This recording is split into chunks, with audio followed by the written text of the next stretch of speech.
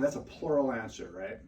So here's what you can do. This is a very difficult, like, sort of genus of questions, because you have to, if you were to do this sort of the conventional way, based on the sort of official grammatical structure, what you would do is you'd think about what the subject is. So the subject is the task has represented, so it would be singular. But remember, there's a much easier way of doing this. The much easier way of doing this, and this is the trick, this is the sort of magic trick, is if you have 3 plural answers and you have 1 singular answer, the answer will always be singular. If you have 3 singular answers and 1 answer that's plural, the answer will always be plural. So if you have a singular plural question, usually it's represented with a verb, and 1 has an S and 1 doesn't have an S, you can use the 3-in-1 rule. It's a sort of magic trick where you literally don't even have to be reading on the left side. You just have to look at the answers.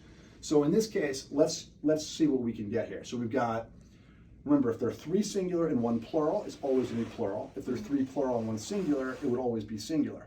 So we can use the she, they rule. So have represented, you'd say they have represented, right? So is that singular or plural? It's plural. So we can put a little PL here, right? Are representing. Is are representing going to be singular or plural? Plural. Okay, so we can put a PL here too. Represents, singular or plural?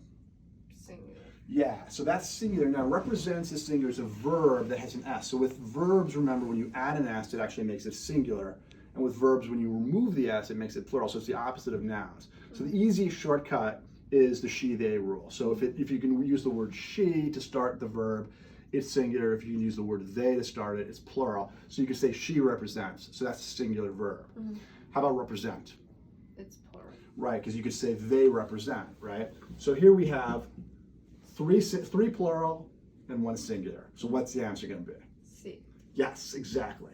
Represents is the only singular answer among the 4 options, and there will be between 3 and 5 ACT English questions in which you can use the 3-in-1 rule per test, which is a kind of a magic trick, because these are really difficult questions, and you could do this without even looking on the left side. So let's do one more. Let's do a couple more actually. Let's look at number 42 on the same test. So now I'm going to remove this. And now, rather than represents as our verb, we have another verb. We have make, right?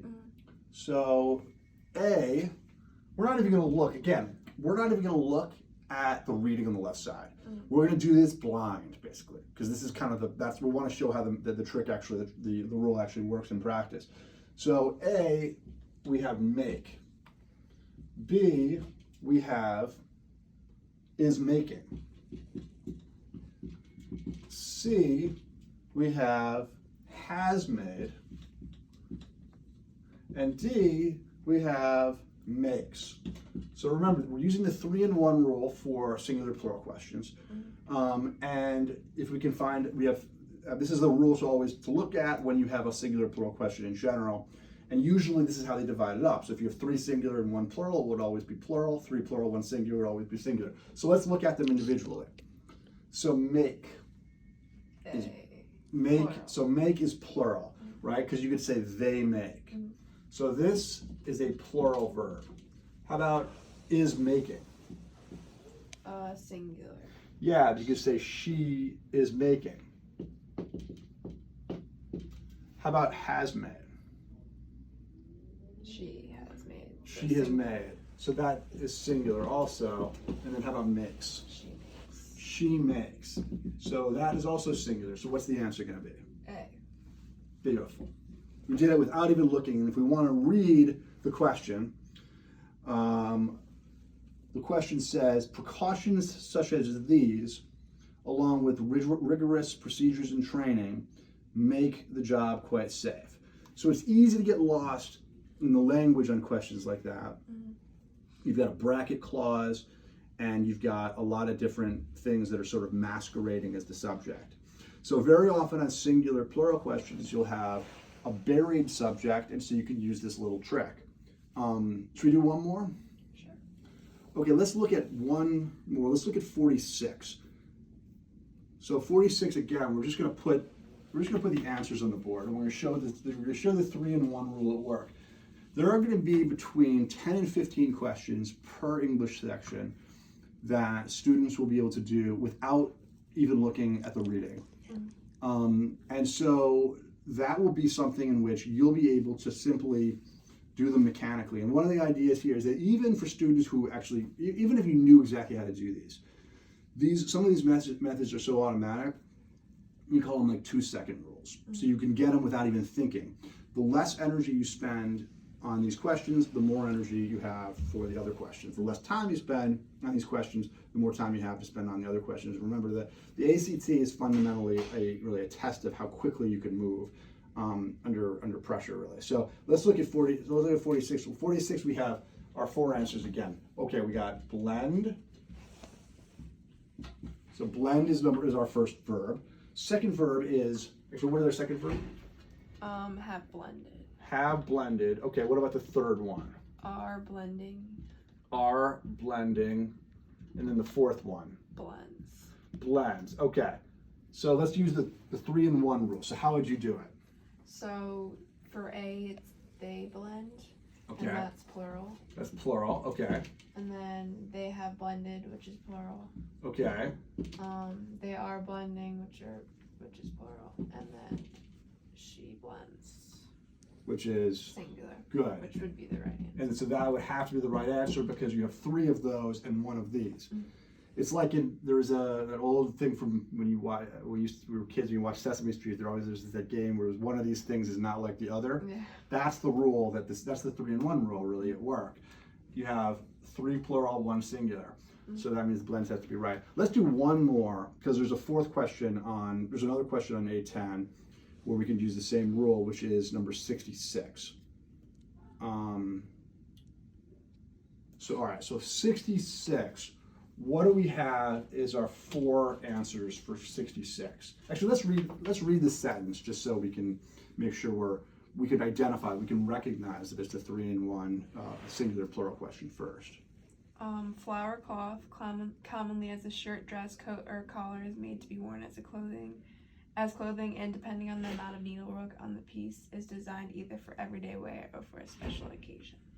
Okay, so there's a lot going on there, and we can do that the old-fashioned way, or we can try the 3-in-1. So all right, so what are our 4 answers? So is designed. Is designed. Okay. Have been designed. Have been designed. Okay. Are designed. Are designed. And design. Design. Okay. All right. How are we gonna do it? So is designed as she is designed, which would be singular, and then Okay. the next one would be plural because they have been designed. Okay. And then plural again, they are designed. Right. And then plural, they design. Good. So what does the answer have to be? So A. A. We're doing very little work. The 3-in-1 rule at work there. So there's another way in which the 3-in-1 rule can work as well, and this is actually a much easier idea, and it's even more mechanical. So if you look at question number 29.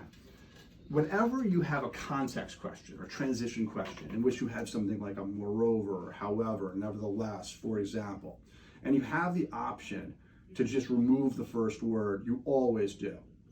And the reason for this is because principles of economy trump principles of context. So in 29, for example, it's another kind of 3-in-1. In question number 29, we have 4 answers, and this is another thing. You can just do this blind. You've got A, however, a however transition. B, what is conversely. C, anyway, and D is just they. So in each of these, they say, however, they, conversely, they, anyway, they.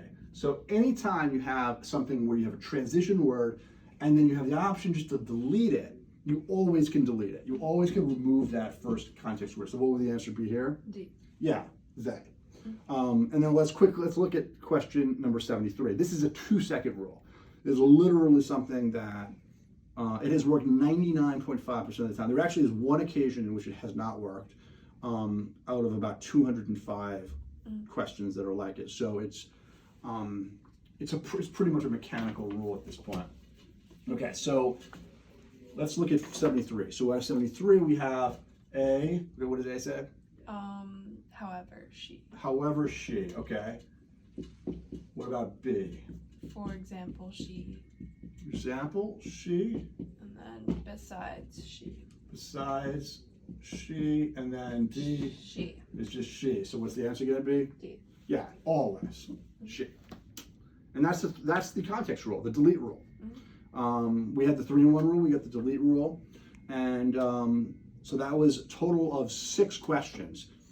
And there are going to be a handful more that you can use the same sort of similar kinds of principles that are very mechanical.